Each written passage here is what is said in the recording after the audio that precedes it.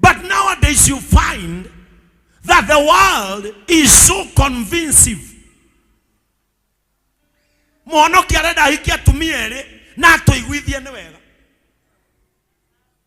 Na atuonithie niguo kwagereire na atoikie box tuone tareguo.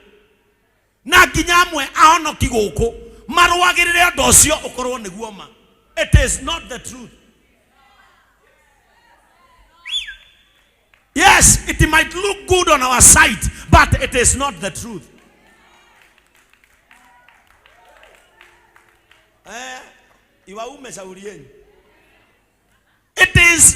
It is good in our sight, but it is not the truth. Praise the name of the Lord. Na wengine wanajipumbaza na dhambi na kusema hata fulani si alifanya, kwani mimi sio mtu. Yeah? Praise the name of the Lord. Kwani mimi sio mtu. You are not them.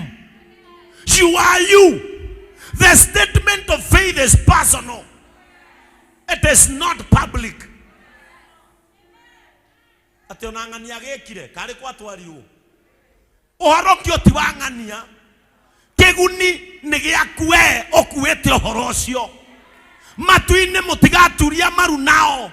The Bible says na kila mtu atapiga goti lake mbele ya Bwana. Mimi sitapiga goti kwa sababu ya Joy. Joy hatapiga goti kwa sababu yangu. We will never be answerable of either did or someone else did. It is a personal desire to stand on a statement of faith.